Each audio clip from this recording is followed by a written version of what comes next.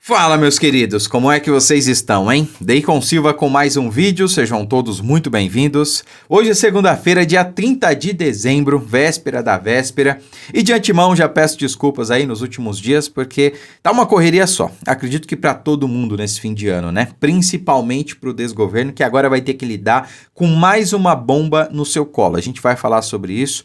Mas antes quero comentar aí essa queda de braço, se assim eu posso dizer, que está ocorrendo entre governo e Congresso. Pois é, tá uma correria só por lá também, né?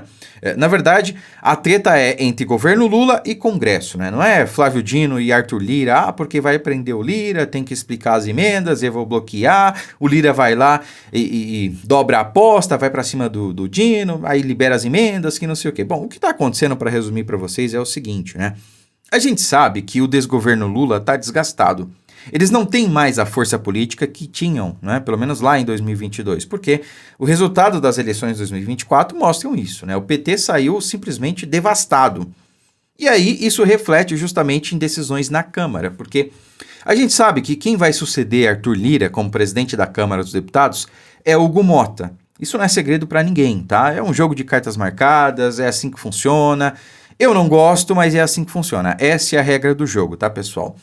E para eleger Hugo Motta, sucessor do Lira como presidente da Câmara, houve um acordão. Houve distribuição de cargos, houve distribuição ali de privilégios. É assim que funciona. E quem tem a maior bancada, geralmente é quem manda mais. Geralmente é quem fica com as melhores comissões, os melhores cargos, né? Então, o PT, ele ficou com menos cargos do que o PL, por exemplo. Porque o PL é maior, numericamente falando, né? Então, meus amigos, o desgoverno Lula está extremamente enfraquecido. E o que isso significa? Desespero. Ora, medidas desesperadas, né? Tempos desesperados requerem medidas desesperadas. Por isso que Flávio Dino foi lá cumprir uma missão no STF. Bom, isso quem falou foi a Janja, não sou eu que estou dizendo. Agora ele está lá cumprindo a missão que foi dada pelo Lula, né? É o que está acontecendo.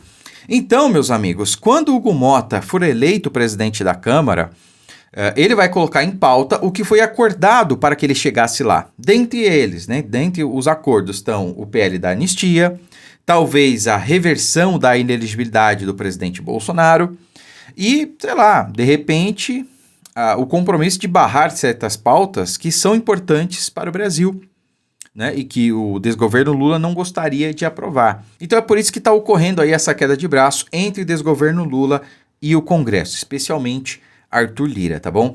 Agora vejam só, a gente tinha que terminar o ano com uma notícia que não foge do comum, que é o desgoverno Lula, ou o PT, ou toda essa gente que é ligada ao PT de alguma maneira, né, direta ou indiretamente, em corrupção. Bomba, CGU, que é a Controladoria Geral da União, encontra 73 milhões de reais em conta de parentes de deputados e membros do governo. 73 milhões de reais. Imagina se Bolsonaro é presidente e sai uma notícia dessa. Uma auditoria realizada pela Controladoria Geral da União revelou irregularidades nas transferências de recursos federais para organizações da sociedade civil, destacando o direcionamento de milhões de reais a entidades ligadas a parentes de parlamentares e servidores públicos. Por que isso não é notícia 24 horas por dia na Globo? Porque não interessa, não é? Porque a Globo, assim como várias outras ramificações, estão recebendo muito por meio de propaganda oficial para ficarem quietos, para calarem a boca, para tudo de ruim que acontece nesse desgoverno. Aliás, que só acontece coisa ruim, não é? Gente, eu tava conversando com um amigo meu esses dias, né, o Danilo, e eu até comentei com ele. Cara, eu não entendo como é que ainda tem gente que defende esse desgoverno. Porque tudo bem, tem gente que é desinformado, não por opção, né? Porque as pessoas, elas seguem a vida delas, elas trabalham, elas estudam, elas namoram, elas se relacionam, enfim, elas vivem. E muita gente só prefere viver e não acompanha a política. E veja que coisa importante, né? A pessoa só quer viver, não tá nem aí para a política. Só que a política determina como é que vai ser a vida dela. Essa é a questão. Se ela não consegue viajar porque tá tudo caro, se ela não consegue ter um carro na garagem porque a gasolina está chegando a R$7 em alguns estados, é porque isso reflete em decisões oriundas da política. Se o dólar está, sei lá, 6, quase batendo R$7, é porque isso define, né, vem ali, é oriundo da política.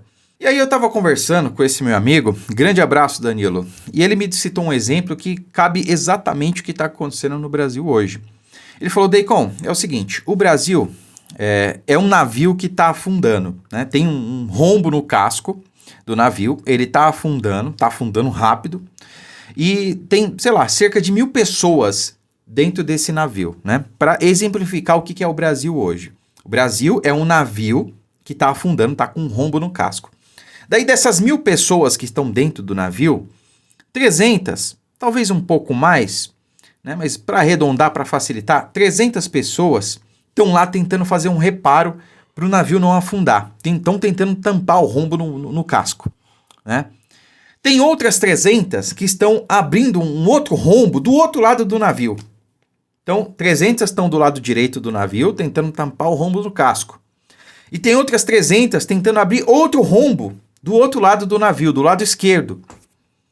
E aí tem 400 pessoas que não estão nem aí, que estão lá olhando para aquela situação. Pô, os caras estão tentando arrumar o rombo ali, do lado direito. Pô, os caras estão tentando fazer outro rombo do lado esquerdo aqui. O que está acontecendo? Mas a verdade é uma só, todo mundo vai afundar junto. Tem gente tentando evitar que o barco afunde, tem gente tentando afundar o barco e tem gente que está só assistindo. Esse é o Brasil de hoje. Claro que em outras proporções, né? Porque se a gente olhar aí o cenário nacional, a gente tem ali cerca de um pouco mais de 1/3 de parlamentares, juntando Câmara e Senado, que são de direita, e cerca de 1/3, ou seja, um pouquinho menos do que a direita, de parlamentares que são de esquerda. A maioria é de centro. E aí esses de centro, eles pendem com quem paga mais, pendem com quem interessa mais para eles, né? Então, como é que isso reflete a sociedade? O que a gente pode fazer para evitar que o barco afunde e para convencer essas pessoas que estão no meio, que estão só assistindo o que está acontecendo, a vir para o nosso lado, para o lado certo? É conversando. Não é falando de política, porque ninguém gosta de falar de política. A maioria, gente, eu sei, vocês estão vendo esse vídeo, vocês gostam, vocês se interessam, vocês estão preocupados, né? Mas a maioria não gosta, a maioria só quer viver. Só quer trabalhar, só quer seguir a sua vida. A gente conversa sobre política com essas pessoas expondo a realidade. Não precisa mentir, não precisa inventar números como o PT faz, como o Lula faz. Não precisa inventar as coisas, é só falar a verdade. Por exemplo, esse ano, eu tomei nota de algumas situações aqui. O PT destinou para o ano seguinte 17 bilhões de reais para a Lei Rouanet. Sabe o que é isso aqui? É para artista já consagrado, através de renúncia fiscal, embolsar o nosso dinheiro para fazer aí as suas, sei lá, as suas obras de artes, os seus shows, não sei. Eu não queria dar dinheiro meu para pagar artista já consagrado. Eu acho isso aí um absurdo, né? 17 bilhões de reais. No governo Bolsonaro era 2 bilhões. Tá aí a diferença, por que os artistas fizeram L, né? 17 bilhões de reais. E aí, o PT aprovou aí uma lei orçamentária para cortar gastos. Bom, eles vão cortar gastos da Janja? Não. Vão cortar gastos do desgoverno Lula, esbanjando dinheiro público? Não. Eles vão cortar gastos de onde? Do BPC. Pessoas com deficiência, idosos, pessoas carentes vão receber menos benefícios. Podia cortar dinheiro de tudo nesse país, menos do BPC. Mas é o que vai acontecer. Aliás, é o que já aconteceu, foi o que Lula fez. 17 bilhões de reais para a Lei Rouanet, o maior número disparado, é um recorde. E vai cortar do BPC. Lula limitou o aumento real do salário mínimo. Assinou aí o decreto limitando o aumento do salário mínimo. O preço de tudo está nas alturas. Esse é o Brasil de hoje. Quem pretende fazer um churrasco aí no fim de semana sabe o preço que está a carne. Ora, mas o Brasil não ia voltar a comer picanha? Não vai. Eles iam realmente, a gente realmente ia voltar a comer picanha, né? Mas o Lula estava se referindo a ele e a companheirada dele. Então, é nesse sentido que a gente precisa mostrar para as pessoas. Ó, tá vendo aí o líder do governo mostrando dados do governo Bolsonaro para dizer que a inflação tá baixa? Essa gente mentindo e não é incluída no inquérito? Tá vendo aí o dólar chegando a 6,30? Tá vendo a gasolina passando de 6,50, chegando a R$ 7 reais? Tá vendo aí o gás chegando a R$ 150 em algumas regiões? Então é isso que a gente precisa expor. Essa é a verdade que a gente precisa conversar e mostrar para as pessoas. Assim, elas vão cair na realidade. Assim, elas vão ver, realmente faz diferença ter um irresponsável na presidência e alguém que, tudo bem, fala palavrão, mas pelo menos faz as coisas certas. É isso que a gente precisa mostrar para as pessoas. No mais, meus amigos, eu desejo tudo de bom, um feliz ano novo, que Deus possa abençoar aí o nosso país e que a gente consiga resistir 2025. 2026 é outra história, ano pré-eleitoral, ano de pressão. O que o desgoverno Lula tiver que passar, tiver que aprovar de maldade, vai ser nesse ano seguinte, né, 2025. Então é o ano que a gente vai mais sofrer, né?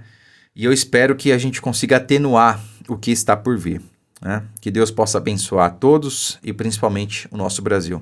Um feliz ano novo, fiquem com Deus e até o ano que vem. A luta não pode parar. Não podemos e não vamos permitir que esse mal assole a nossa nação para sempre. Muito obrigado, fiquem com Deus e até lá.